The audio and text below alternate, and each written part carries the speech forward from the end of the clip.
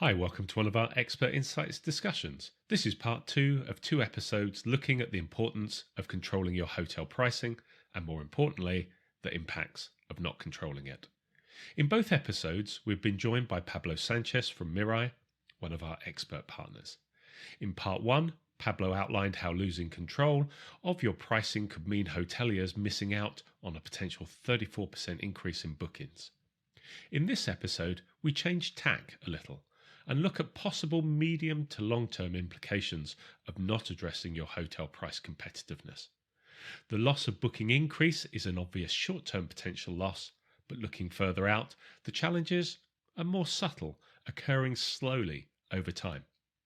In much the same way we see with the current climate crisis, with small temperature changes over the years, these small incremental missed opportunities could have a larger, more dramatic impact. You can't put your head in the sand, do the same thing, and expect a different outcome. That would be insanity. Really hope you enjoy this conversation. Let's roll the intro.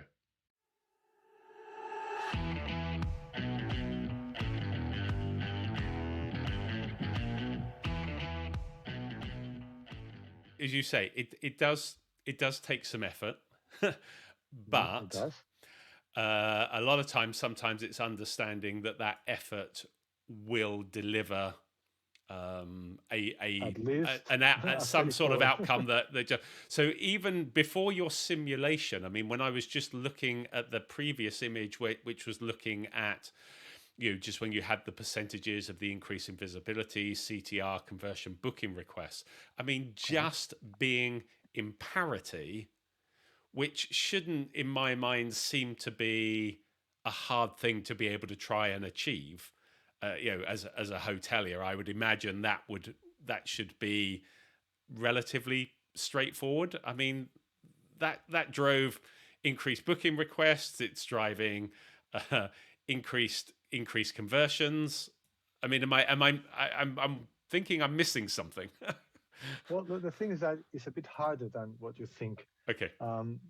It's very easy to say controlling your distribution, Mm-hmm. and it's much harder to make it, because it all starts with revising your contracts, your partners, understanding what you have signed, the different fares you're distributing, the clauses, they can do, what you can do, what you can actually ask them to do, Mm-hmm. and afterwards to go into the not the passenger seats, but the customer seat, and make this survey from their angle, and see the reality, not only in your home market, which is probably something you have more control, but also in the other markets that are bringing clients to you. Yep. For example, in Spain, we only have, at least in Mallorca, for example, we only have like 20% of domestic bookings.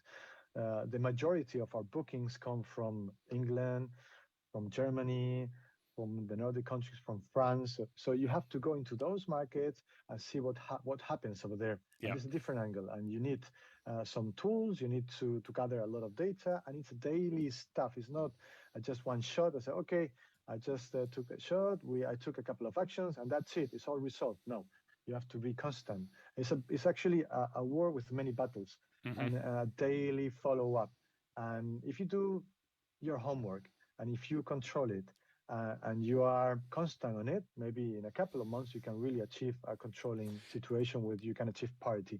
Is it something, when you're talking about many battles there? It sounds, and we're going to talk about the implications of not doing this in a moment, but it sounds like a lot of work. And back to our earlier point, where I'm running a hotel, I enjoy being a hotelier.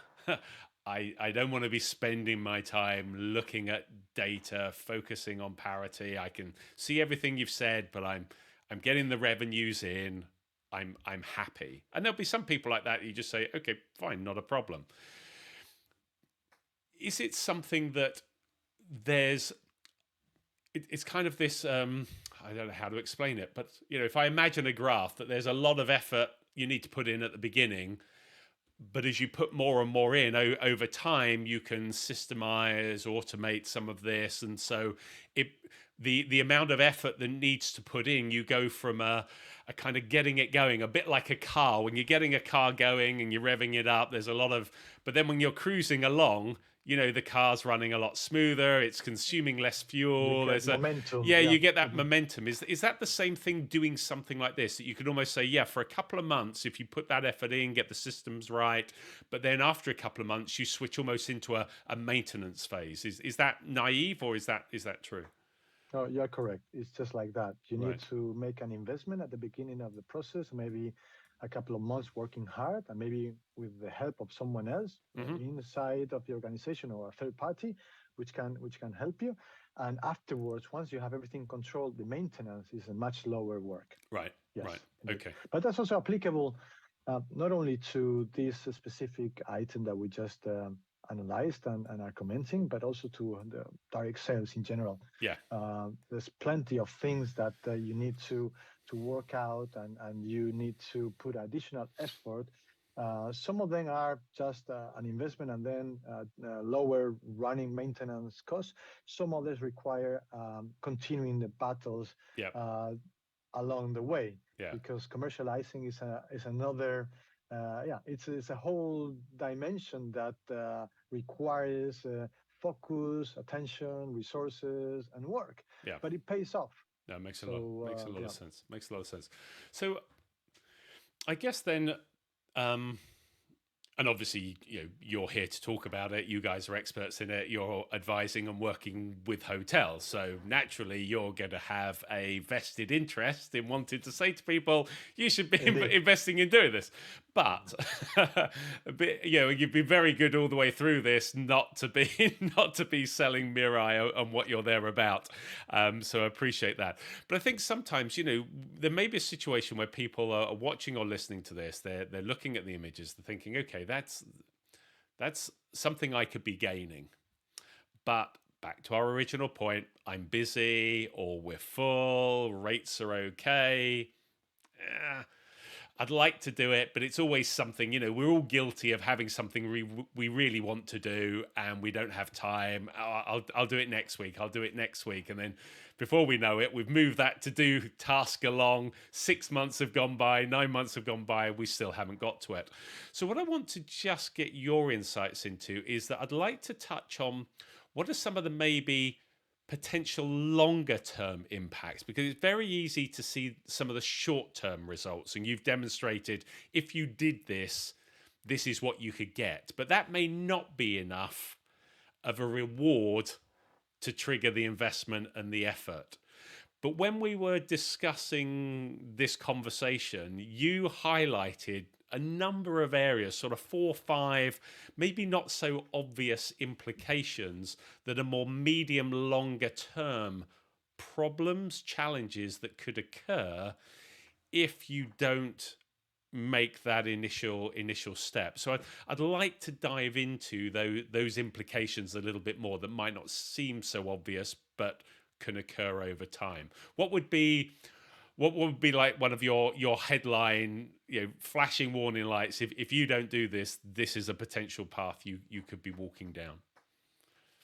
Um, Actually, this conversation is not only based on this specific competitiveness item, but the direct sales in Hmm. general. Hmm. There's plenty of hotels that they are okay with their balance Yep. and just having the sales in their website that randomly come around and book on their site. They're not competitive and so on. So the share is very low. Yep. They're just relying on third parties to distribute for the whole product and for their incomes. Hmm. That's okay for the short term. And of course, you will have, for example, looking at now what is coming is the summer, you will have a good summer. You probably have some margin, and that's enough for you to pay off a new car and so on and so on. But the thing is that we are in a competitive world, and things change. As we have seen during the pandemic, they can change very fast. The hotels are really could thrive through the the pandemic with a better result and outcome were Hmm. those that were controlling their revenues, their clients, their customers, their commercials. And that means getting focused on that and investing in it, Hmm. and working on it. If you have, let's say, 30 or a third of your revenues are coming directly to you and you know your customers and you have a base of customer loyal customers, that helps you navigate the problems in a much better way than if you're just relying 95% on someone else that might have different interest. Today maybe they're bringing customers to you, tomorrow maybe they decide to bring it to another hotel that has been built next to you, a much Hmm. newer hotel with better prices, more facilities, and so on. Yep. So you're putting a risk on the table for the long term, and that's for me very important. I mean, I don't envisage any business where you don't control your revenues. That for me is a crazy equation. It does seem weird, If doesn't it? really is crazy for me. Any kind of business. You have a business, but you rely on someone else for your revenues, Mm. and all of a sudden, next year it all changes and you go bankrupt. Yeah. Well, it's just like in retail, isn't it? We can walk down any street. The moment a new store comes along that is a competitor to you, you're going to be looking at what they're doing. Exactly. You don't just let it carry on blindly. One of the things that we see, and again, maybe I'm extrapolating this too far out, but there's still a huge amount of investment into hotels. People still see that, even with all that is given, as a good area to invest money into. If you build a new hotel or if you buy a building to convert, if I'm putting money into that, I'm going to be making sure there is a significant pot that I am going to put behind that to raise its awareness and make it be competitive, because I want to get a good start on generating bookings. So if I've got a new property and I'm now going to be using these distribution platforms as a way, because it's a great way of promoting and marketing the product while while Google's doing its thing with my own website and my own efforts. Well, I'm going to be making sure I'm not going to be the not lowest price. I'm going to want to make sure I am pretty competitive. My pricing is competitive, because for all the reasons that you've highlighted and shows in the images, that's what's going to get that's what's going to increase my booking, my booking and my requests, and my what was the booking requests and the conversions that you're talking about. So if I'm a property and I'm not looking at this, and suddenly I've got a competitor has come into my market and they're putting money into this, and I guess they could be engaging with other promotional opportunities that the OTAs put out there. So they're going to have higher visibility. They're going to be seeming to be more competitive. Everything is being stacked in their favor, and they're engaging with this proactively, which is just going to leave me further behind. I mean, you're in this space. Is that a reality? That's reality, exactly. You got it. And it's not only a brand new property, it can be a refurbished one. Mm-hmm. We just decided to invest in the hotel and renew the hotel. Because, if you build your hotel in the 80s, and we are already Yep. 2023, that has passed a long way. And you cannot just paint the hotel every year. Sometimes you just need to restructure the hotel and make a big changes, and that costs a lot of money. Mm-hmm. So in order to pay off that money, you need to get additional profitability, and you need to engage directly with customers so you can understand what to do, how to do it, and get a better net revenue, not Yep. with commissions from the distributors and so on. So Yep. maybe the profitability you're having as a standard hoteliers is okay. You're having, let's say, 25-30% EBITDA, but maybe that's not enough to renew your hotel every 4 or 5 years to really be competitive in the destination and be one of those that are advanced, that have understood the game and are taking profit of all the tools and platform available to get a better distribution, more profitable, and directly to customer, which is at the end what changes the outcome of the business. And you use a word there, which is profit, and to me, that's that was really highlighted during the pandemic, and still to this day now with the cost of living crisis. There is still this incessant focus on ADR and your rates, but at the end of the day, our staff is costing more. Running the hotel is costing more. If I mean our contracts doesn't mean that we're paying more in terms of commission, but if someone else is driving their direct sales more proactively than we are, they're picking up through greater visibility and greater competitiveness. They're picking up increased bookings. That's an increased level of bookings that you could be getting, but you're now not getting. They're getting without the commissions associated with it, whilst you're there with increasing costs, commissions being paid, reliance on a third party who could change their strategy. Well, to me, that is just, I just see my margins year on year on year are going to gradually, and it may only be 0.5% every year. But if in 10 years' time, my hotel margins are now 5% less than they were before, well, how am I investing in my property? My property is now 10 years older. It might be looking a little bit more tired. I may be having to question some of the facilities we're offering. Surely that's just not me as a non-hotelier coming up with those scenarios. That must be a realistic scenario, isn't it? I think so. I agree with you. So I think that the exercise here is if I was a hotelier, I would compare my profitability now and how has been the evolution in the last, let's say, 15 years. So if, as you say, the margins are gradually getting lower and lower, I need to do something because otherwise the trend is the trend. And if I continue that line downwards, it will end up in a percentage that I cannot sustain the future of the hotel. And one day I will be in problems and I will have to, I don't know, sell the hotel, look for a solution. Yeah, it just becomes a vicious circle, doesn't it? Because if you don't have the profitability to invest into the property starts to look tired, the reviews then get impacted. Then you start to operate against different properties who are maybe at a lower price. So then you're under pressure to lower your price.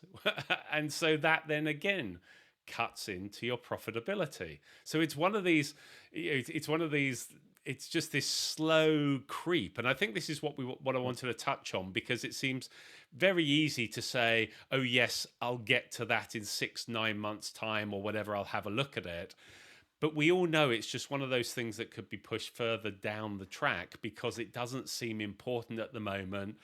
When it's the summer, my hotel is full, my rates are strong, but it's like just project forward 5, 6, 7, 8, 9 years, look at the trends to where you were 5 years ago. What are the implications if those trends continue, and what are the implications on you maintaining a competitive position in your market?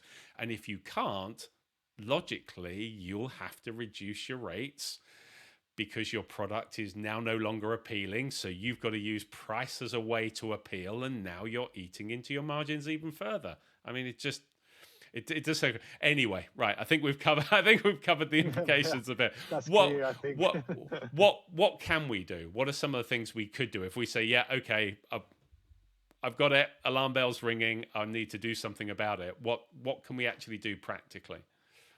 Well, I would suggest the hotels just to take, if they are participating in Google Hotel Ads, which most of them I think they will, or alternatively in Trivago or TripAdvisor, which is similar platforms, I would advise them for them to get the data, download the data, and start analyzing a similar thing. What I did with 1,500 hotels, do it with their own data, understand how they are performing in the 4 different price categories. Mm-hmm. So when they are with a worst price or a parity, better price, or the only one shown, to see how they are performing on impression share, CTR, and conversions. Understand what is the potential behind Once they have understood their potential, I would advise them to start acting. So they have to study the distribution, see, locate where, in which scenarios, in which markets and travel dates and so on, they're not being competitive. There's someone else playing with the price and being lower than them. Locate the source of that distribution and try to fix it. Okay, maybe they have to close some contracts, maybe they have to renegotiate some other contracts, maybe they have to have some serious conversations with some of the distribution partners. Okay, but they can achieve it. It's a day-to-day work during several months, but they can achieve it. And of course, we're talking about competitiveness, but it's not always a price is the only factor that you can play with. Mm-hmm. They have to take advantage of being the owner of the product, and that means they can play with other stuff like the inventory or the room types or the boards.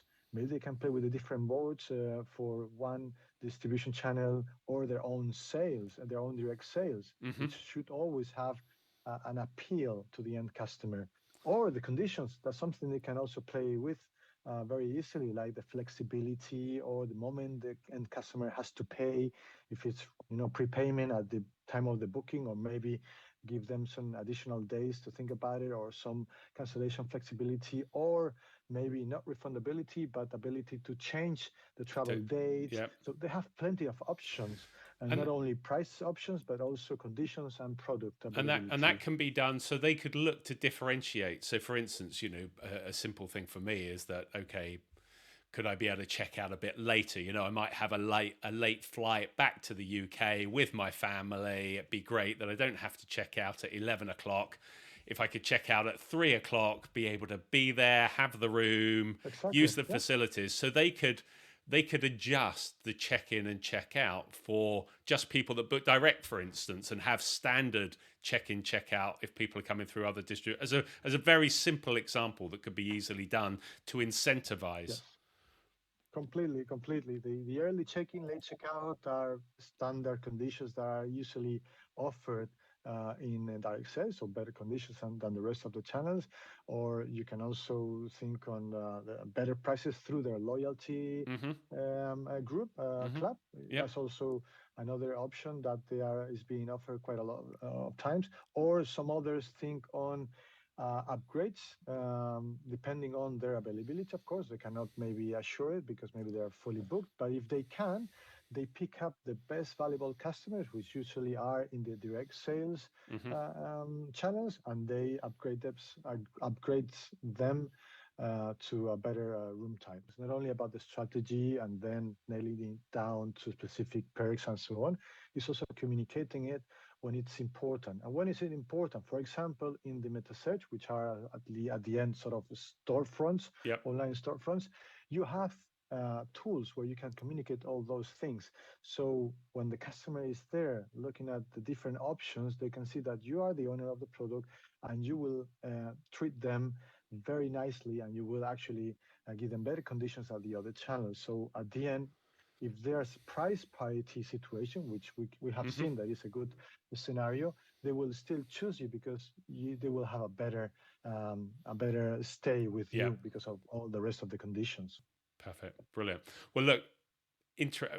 I more than intro. I found it fascinating, but then I like data. So the moment someone puts a table in front of me and then shows me what you can gain if you actually engage and make a few changes, I find is really, and the thing that struck me was just that I didn't even have to become the cheapest and stand out. If I just got to parity and was keeping an eye on parity, the difference that made was, to me, it was like, wow, okay, that's like double. And so, it's just the advantages almost spoke for themselves. So great that you guys did the survey. Really delighted that you joined us today to talk them through. And yeah, thanks again for your time. Been really, really fascinating conversation. Thank you so much. Thank you very much, Trevor. It was a pleasure. Well, I hope that conversation was of interest, and thanks again to Pablo for joining us. If you have any thoughts or views on this conversation, please feel free to comment below. And if you like the discussion, please don't forget a thumbs up. If you're interested in more of our videos, here is a link to our Expert Insights playlist, and here is the link to our Coffee Time Chat playlist. And here is the button if you'd like to subscribe so you don't miss out on future videos. Thanks again for watching.